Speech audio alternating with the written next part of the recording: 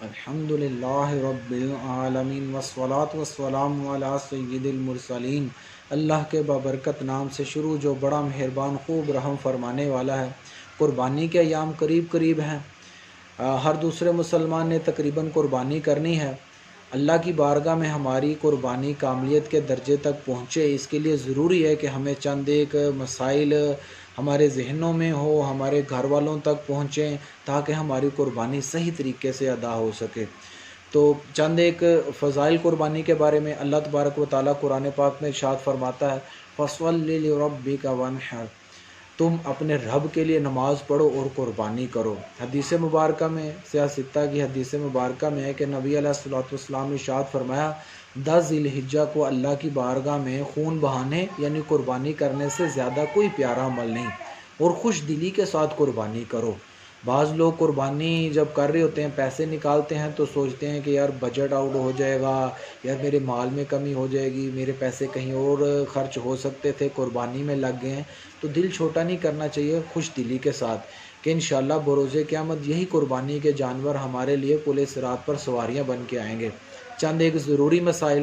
ایک بڑا ضروری مسئلہ ہے کہ ہمارے گھروں میں ایک رسم بن چکی ہوتی ہے جو غلط ہے، کہ پچھلے سال دادا کی طرف سے قربانی کی تھی، امی کی طرف سے کی تھی، ابو کی طرف سے، اس سال اپنی طرف سے یا کسی اور کی طرف سے۔ یاد رکھیے، جس پر قربانی بن رہی ہو، واجب ہو رہی ہو، اسے کم از کم ایک حصہ یا ایک بکرا، ایک جانور اپنی طرف سے ذبح کرنا ضروری ہے۔ باقی وہ بڑا جانور ہے تو دوسرے جو حصے ہیں وہ کسی اور کی طرف سے بھی منسوخ کر سکتا ہے۔ اب کس پر واجب ہے یہ ہمیں پتہ ہونا چاہیے۔ بعض اوقات گھر کے 7 افراد ہوتے ہیں، 7 پہ قربانی بن رہی ہوتی ہے، بعض اوقات کسی پہ قربانی نہیں بن رہی ہوتی۔ تو چند ایک جو شرائط ہیں وہ میں بتا دیتا ہوں کہ کس پر قربانی بن رہی ہے، تو آپ ضرور نوٹ کیجئے، اپنا بھی محاسبہ کیجئے، گھر والوں کو بھی بتائیے کہ بھئی آپ پہ قربانی بن رہی ہے، آپ ضرور کیجئے۔ سب سے پہلے مسلمان ہونا، دوسرا عاقل ہونا، تیسرا بالغ۔ نابالغ کے اکاؤنٹ میں یا اس کے ملکیت میں سونا وغیرہ، چاندی وغیرہ، بعض کا چھوٹی بچی ہوتی ہیں، ان کے پاس ایسی چیزیں ہوتی ہیں کافی زیادہ قیمت رکھ رہی ہوتی ہیں، لیکن ان پر قربانی نہیں بنتی۔ بالغ پر قربانی بنتی ہے، مقیم مسافر پر قربانی نہیں بنتی۔ اور 5ویں چیز، وہ صاحب استطاعت یعنی مالک نصاب بھی ہو۔ مالک نصاب اس میں اور زکوٰۃ میں تھوڑا سا فرق ہے۔ اگر کسی کے پاس 1 تولہ سونا ہے، کچھ چاندی ہے، یا روپیہ پیسہ ہے، یا اس کے پاس کوئی ضرورت زندگی کے علاوہ، جو حاجت کے علاوہ سامان ہے، ایکسٹرا جس کو سامان بولتے ہیں، مثال کے طور پر گھر میں سپورٹس کا سامان پڑا ہے، کوئی گلدان بڑے مہنگے پڑے ہیں، شو پیس مہنگے پڑے ہوئے ہیں، جن کی ضرورت نہیں ہے، وہ بھی چیزیں ایڈ کریں۔ سونا ہے، چاندی ہے، روپیہ پیسہ ہے، ایکسٹرا چیزیں ہیں، پلاٹ وغیرہ لے کے رکھے ہوئے ہیں، ان چیزوں کی قیمت ایڈ کریں۔ پھر کسی سے پیسے لینے ہیں، یعنی کسی کو قرضہ دیا تھا، وہ واپس کرنے کا ارادہ رکھتا ہے، دینے والا ہے وہ پیسے، اس کو بھی ایڈ کر لیں۔ اب سارا ایڈ کیا، بالفرض یہ اماؤنٹ بن گئی 2 لاکھ۔ اب جو آپ نے فی الفور قرضہ واپس کرنا ہے، کسی سے لیا تھا، اس کو دینے کا ٹائم آ گیا، وہ مائنس کر دیں۔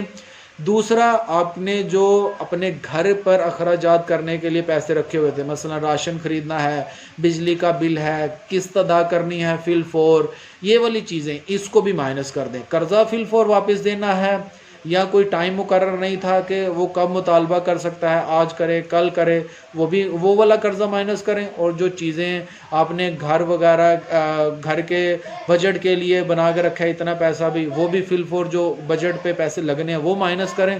اب دیکھیں، مثال کے طور پر 2 لاکھ اماؤنٹ بنی تھی، اور قرضہ وغیرہ واپس کر کے گھر کا بجٹ نکال کے 1.5 لاکھ بچ گیا۔ اب 1.5 لاکھ اگر یہ 10، 11، 12 جو عید کے دن کہلاتے ہیں، عید قربان، ان دنوں میں اس کے پاس ہیں، تو یاد رکھیے اس پر قربانی کرنا واجب ہے۔ اور اس میں ہماری گھر کی خواتین کو ضرور سوچنا چاہیے کہ ان کے پاس سونے کے سیٹ ہوتے ہیں، 1 تولہ، 2 تولہ، ان کے، اور ان قرضہ وغیرہ بھی واپس نہیں دینا، نہ ان کے کہیں پر یہ سونے کے زیور وغیرہ لگنے، تو ان پر قربانی بن رہی ہوتی ہے۔ تو یہ ضرور آپ اپنے ملکیت کے مال کے بارے میں بھی سوچئے، گھر والوں کو بھی بتائیے۔ اللہ تبارک و تعالی ہمیں خوش دلی کے ساتھ قربانی کرنے کی توفیق عطا فرمائے، آمین۔